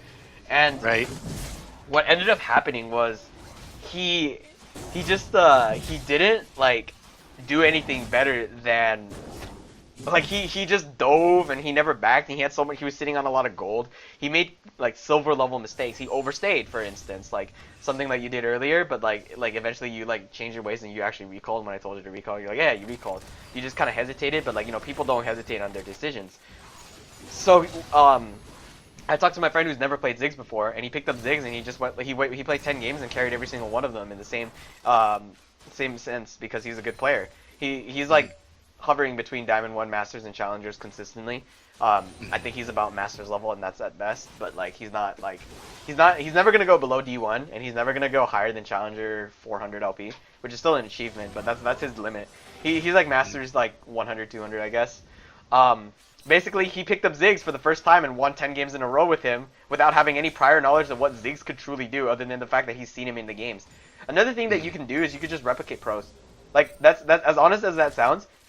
I learned champions by reproducing what other people do with the champion. Like, for example, if I see an Ezreal like QE, QWE, like use a combo, I will replicate that because I feel that like, okay, there's a reason why they're doing it, and I should do the same because they're good at the game, they're better. So like this exact combo, this exact movement, etc., etc. I replicate what other people do because like I watch how they play it and like why is that so effective? Or if I get hit by a skill shot, I'm like, oh, maybe I should replicate that. Same thing with Lux. Like, why do other people land their E's on me every single time I try to walk up to CS? Because they're punishing me, so I should replicate that E, etc., etc. Yeah, that's exactly what I want to learn. Like, I think there are some champs that I can play pretty alright, but I don't see the things that I think I'm supposed to see when it comes to the decision-making process of the game. I don't always look at, like, the map and say, oh, well, I really should head top lane because of X, or Y is happening down in mid lane, and I need to go do that. That doesn't always occur to me. And the same thing with positioning. Sometimes I don't understand like where the way the minions are, that I really should be kind of towards the top of the lane instead of the bottom or something like that.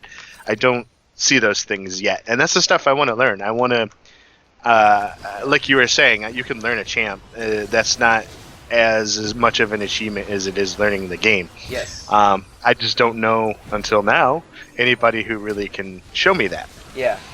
It's like there are times when you can just learn the game without actually like playing a difficult like there are like every single player that starts the game off, the first champion is gonna say is I learned Ashe. Like stick with Ashe, like fuck. I learned Ashe for so long and Ashe is one of my best AD carries of all time. I made like the dirtiest snipes and shit like that, but like my champion pool is very like limited. Like you don't see me playing like 800 champions. Like I do play mechanical shit. I don't play mechanical shit like these. Like this, like all these, because like I just try to practice. Like Tristana's like my safety net because I learned control and jumping and I have a gap closer.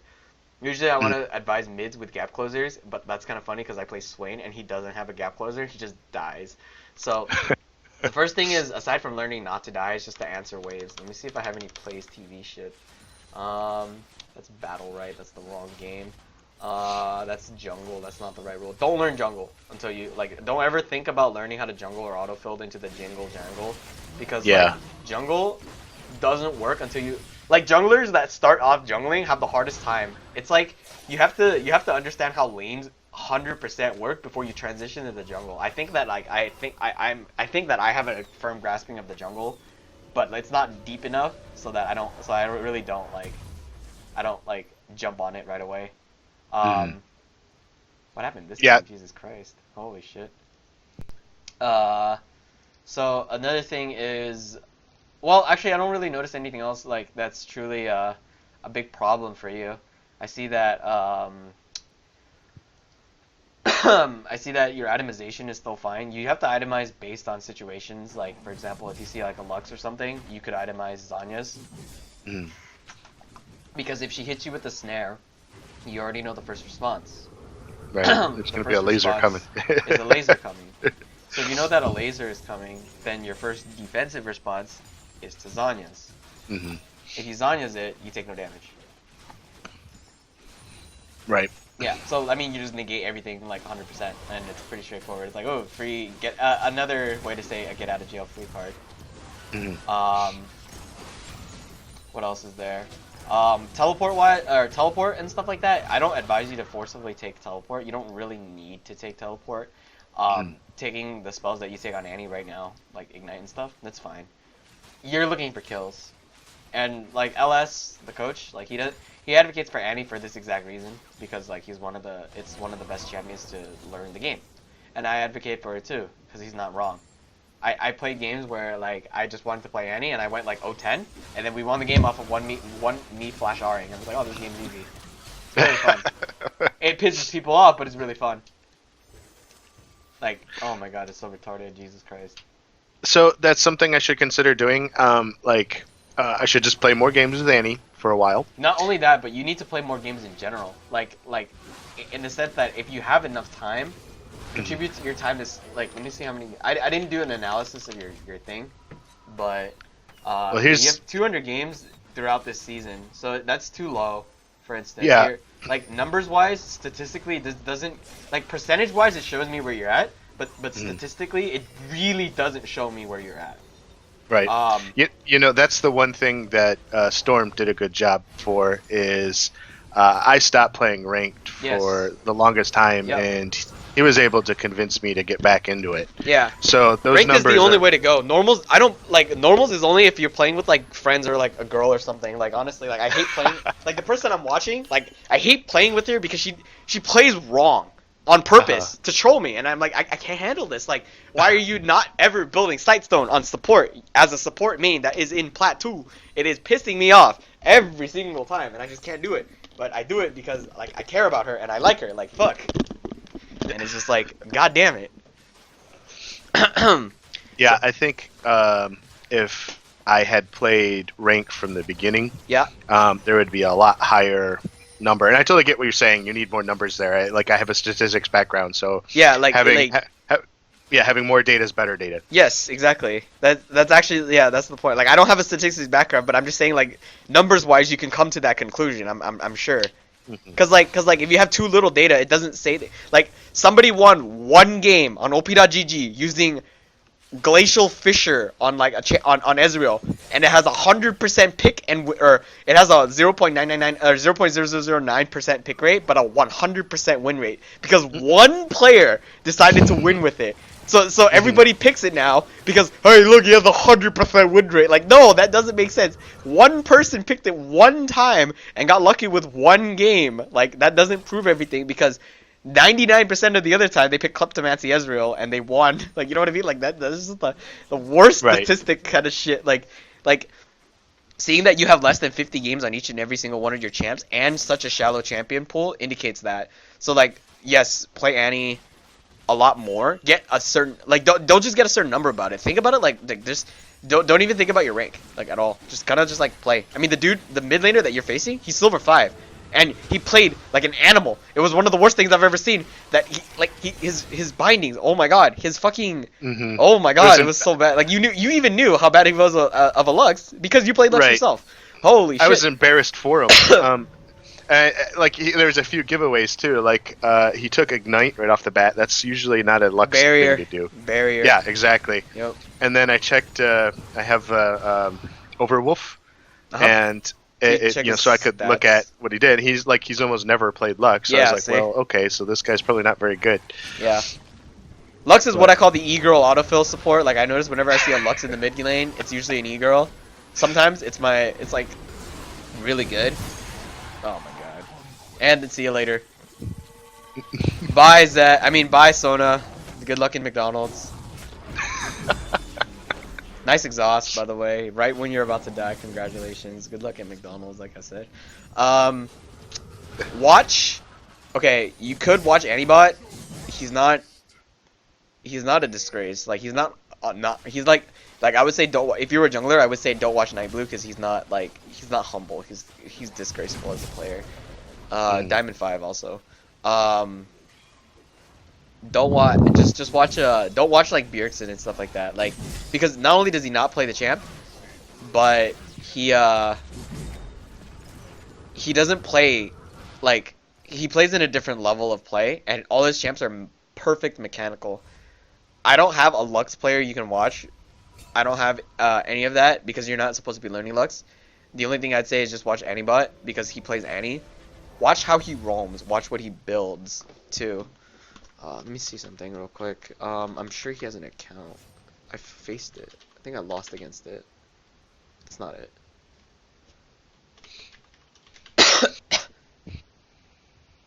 Is it this one? Can't be this one. It's not this one. There's like a. Let's just go to Antibot. D2 lol. See, like, you notice his game. He has a lot of fucking games on Annie. It's pretty straightforward. But cooldown boots. His style of building, and the only reason why he builds is because he looks to flash more, and he runs Ghost, and he runs Ghost because he looks to run at people and ult them more. And Ghost and Flash tie in very well with the cooldown boots. Makes sense. I feel like he would be running Cosmic. I'm like 90% sure he has to be running Cosmic. Yeah, he runs Cosmic so he gets 5% more Summoner spell cooldowns. And instead of running Sorcery for lower cooldown, he runs Electrocute. I don't know why he does this. I really don't. Like, this makes no sense. Using a Dash Lead Blink. Oh! Flash! Duh. Jesus Christ. This is the stupidest thing I've ever seen. Like, you don't need this. Electrocute? I don't like it. I mean, yeah, he wins games and stuff with it. Still, just take the Sorcery one. Like, Ultimate, or Comet, I feel like. Just go with Comet for a little bit. Switch to Electrocute later, but, like, not now. I'd advise... Another thing is, I already told you about it, but control wards, like, every single time you have an empty slot, and there's 75 gold if you don't control have wards. Yeah, control wards. I'm usually better about warding when I'm on bot lane. I think I was intimidated, and like you said, I was pushed up a lot, so yeah. I started thinking about staying alive, and I stopped thinking about, oh, okay, this is the steps of things I'm supposed to do. Yeah. And so I ended up not warding as much, but I do know that I should be working on that. Yes. You're right on the control wards. In my head, I know it's a thing that I'm doing, but I haven't worked it into practice yet. It's like last night I went fucking 1-7 on Tristana, and I tilted really hard, but I don't tilt mechanically or decision making wise. I just tilted like, I cannot believe this is happening to me right now. I am getting ganked. I'm getting ganked over and over, and my team is not doing anything, yet I'm still playing perfectly fine. And it's kind of funny that I just play perfectly fine despite chaos happening to me. That's good. You got a discipline, do you? Yeah, it's like you have to condition yourself not to tilt, because that's how, like, I used to try to go pro, and like when I would tilt, like it would cause the end of our it would basically cause the end of our scrims or something, right? So like you can't tilt because Right. I was trained not to tilt, but I tilt verbally, but like sometimes like I can't control it, and I just get heated, like physically heated. I just get like if my body temperature goes up to like a certain number, that you means I'm extremely tilted. If I start fucking like as we call it, he's fuming, as they say. Yeah. Like Little steam coming out of your head. Jesus fucking. Yep, yeah, that's basically it. It's fucking as they say in modern lingo. It is lit. Like when it like clearly shows that I am actually lit, then like yeah, he's probably I'm either really tilted or some shit just happened that is really stupid.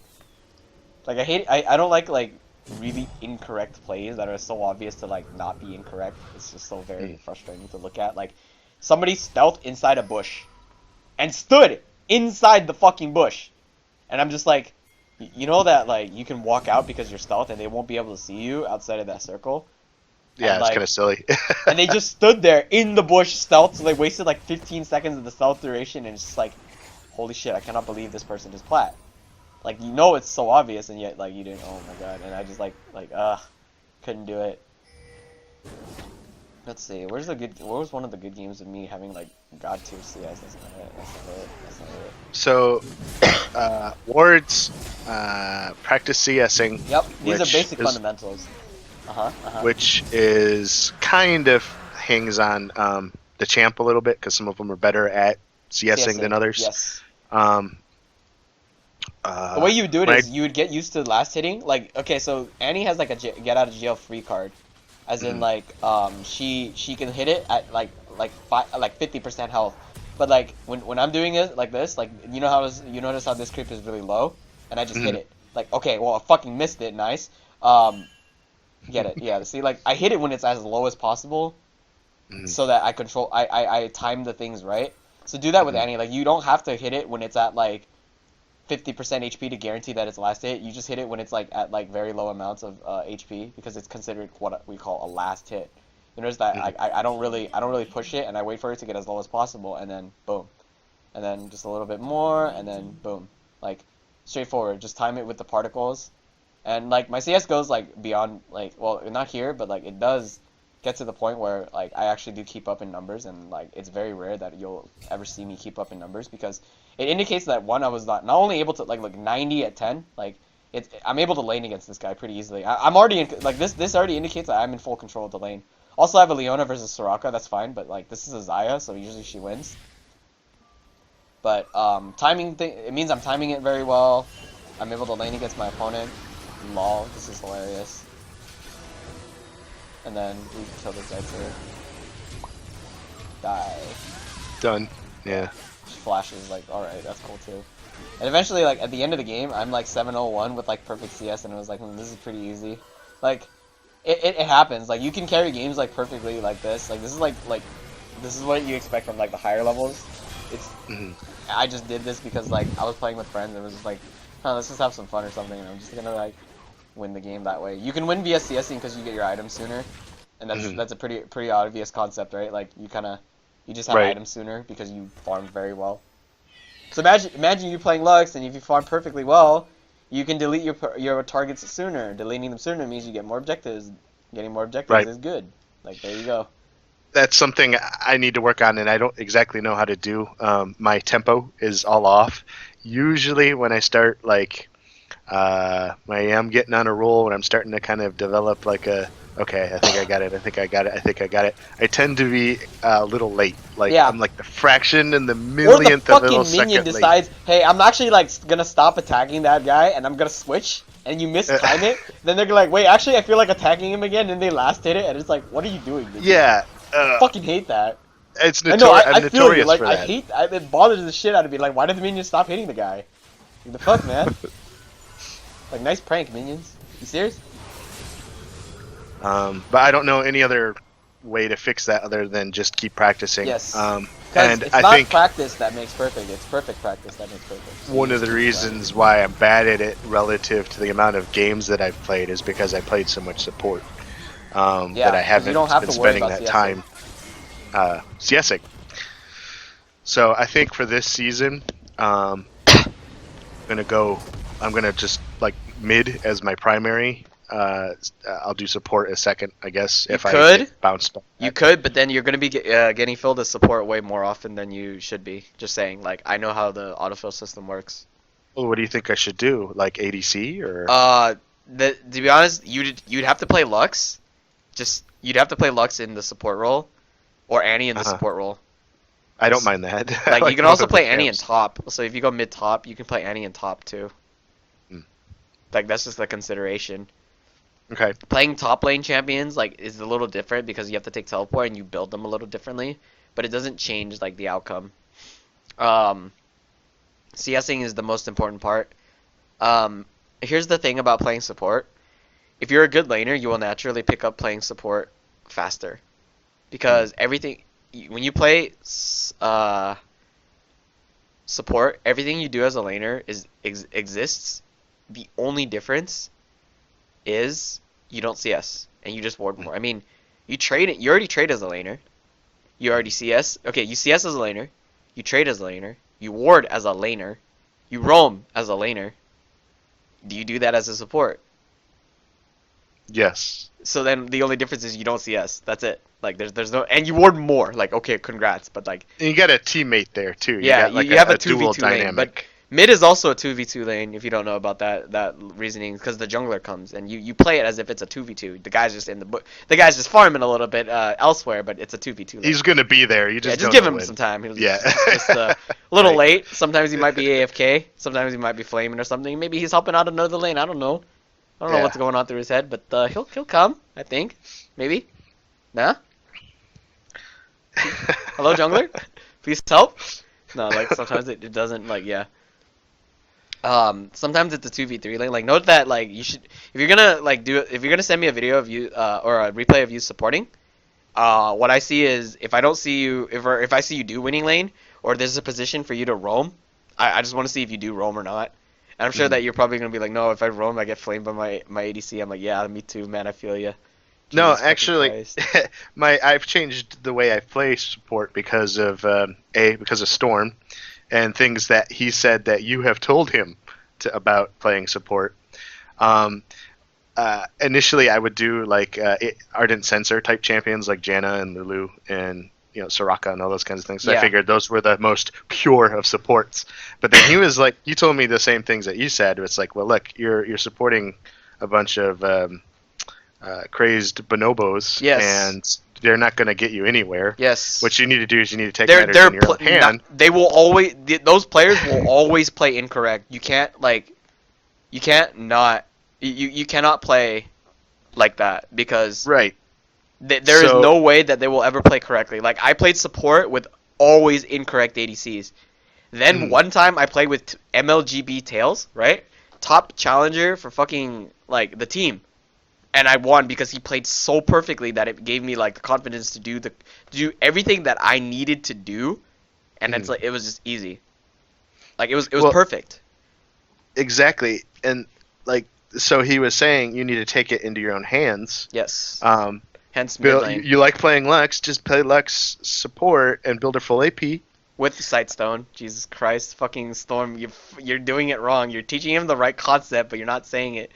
He needs to. Yeah, well, he showed me a video from Nice, I guess, and he's like, so as long as you buy control wards and you're using your trinkets, don't get Sightstone. At low elo, it's not going to matter. Most of those monkeys don't look at the minimap anyway. Yeah, that's true. So just and that's where I got my build from. It's a cheap magic pen. It's got a little bit of AP, but it's mostly just magic pen. Yeah. And you end up doing crazy damage anyway. And just try to, take Dark kills. Seal is what I recommend. Yep, I build that. She's pretty safe, so you're almost certain to stack Yes, it. you don't die with Dark Seal. You're not supposed to die with Dark Seal. It does not make any sense for you to die with Dark Seal. So, and that helped a little. One of the like speed bumps that I was running into, I got over, but I still haven't quite hit my goals. I would really like to this season, if possible, hit gold.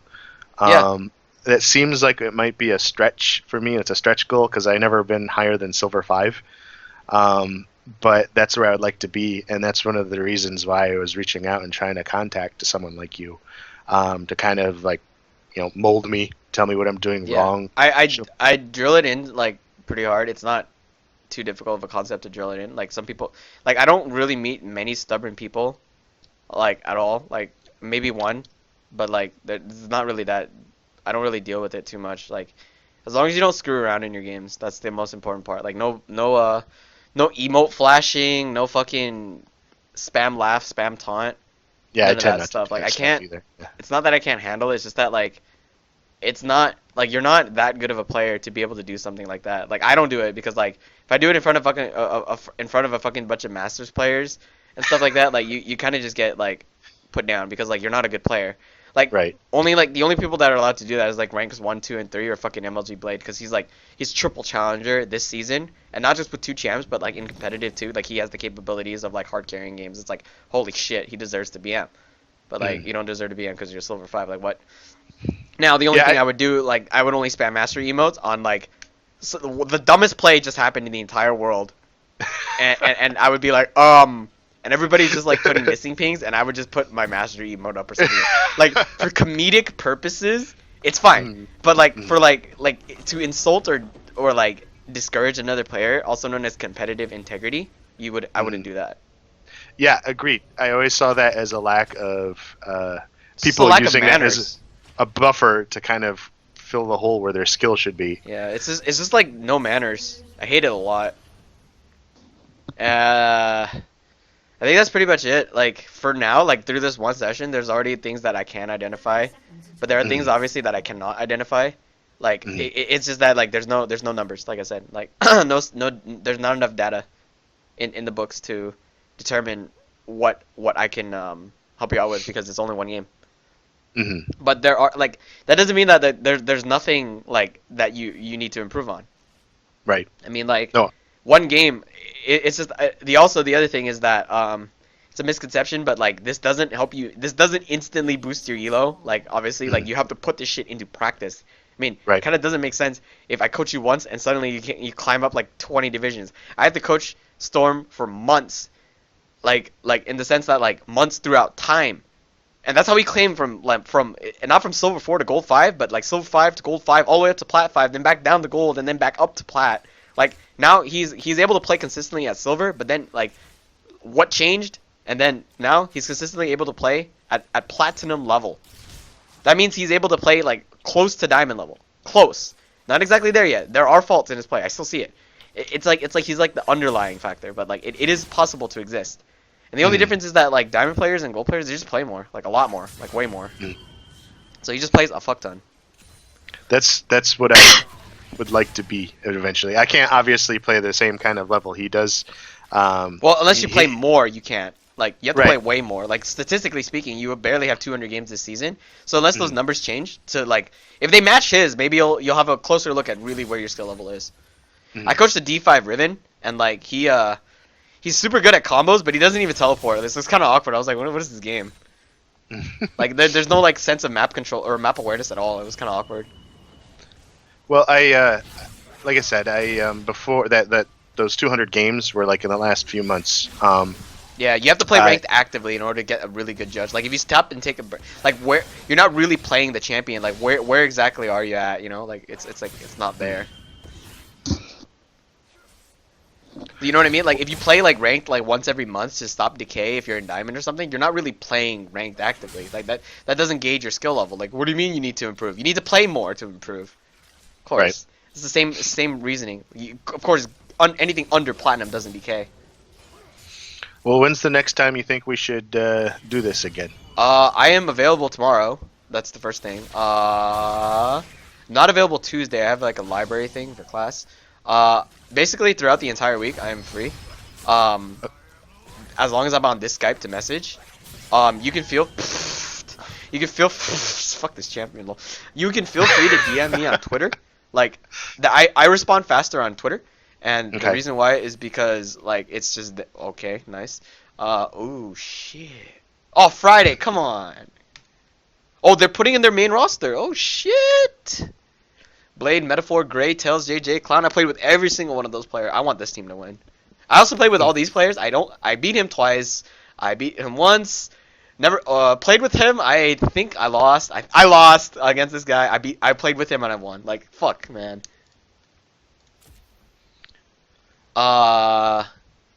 I'd say like yeah, you can message me on Twitter. Like I can see messages there.